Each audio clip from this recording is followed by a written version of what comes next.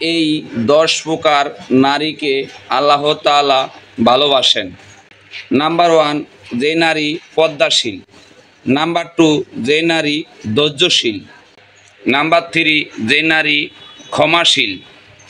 Number 4, যে নারী কারো কথা সমালোচনা করে না।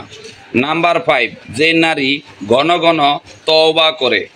নাম্বার 6, যে নারী সর্বদা পবিত্র অবস্থায় থাকেন। নাম্বার 7, যে নারী বাহিরে বের হওয়ার সময় সুগন্ধি ব্যবহার করে না। নাম্বার 8, যে নারী স্বামীর অনুগত। নাম্বার 9, যে নারী সময় মতো নামাজ আদায় করে। এবং নাম্বার 10, যে নারী নিজের লজ্জাস্থান হেফাজত করে। যদি কোথাও সূরা ফাতিহা পাঠ করা হয়, তার উত্তর আল্লাহ স্বয়ং নিজে দেন। রাসূল সাল্লাল্লাহু আলাইহি ওয়াসাল্লাম বলেছেন, তোমরা যখন সূরা ফাতিহা পাঠ করো তখন ধীরে ধীরে পড়ো। তার কারণ মহান আল্লাহ তাআলা নিজে তার জবাব দেন। প্রতিটি আয়াতে আল্লাহ আমাদের সঙ্গে কথা বলেন। তাই মনোযোগ দিয়ে এই সূরা ধীরে ধীরে পাঠ করা উচিত। সুবহানাল্লাহ। মাকে নিয়ে কিছু কথা।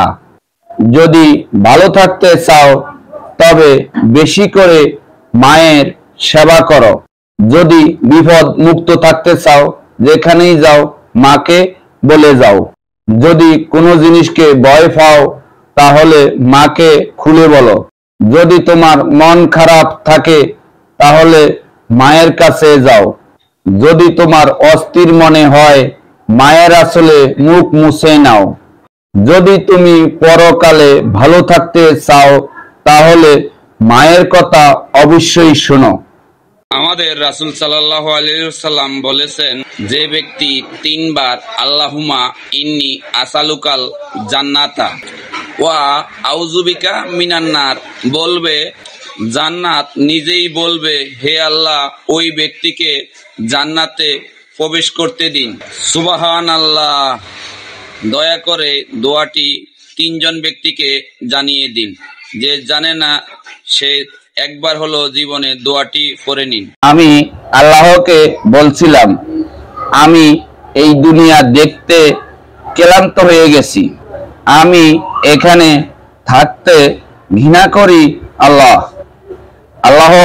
বলেন, কে তোমাকে দুনিয়াকে ভালোবাসতে বলেছে? তুমি শুধু আমাকেই ভালোবাসো। আমি তোমার জীবনটাকে সুন্দর করে পাল্টিয়ে দিব। তাই বলছি, দুনিয়ার প্রেমে পাগল হও না, আল্লাহর প্রেমে পাগল হও।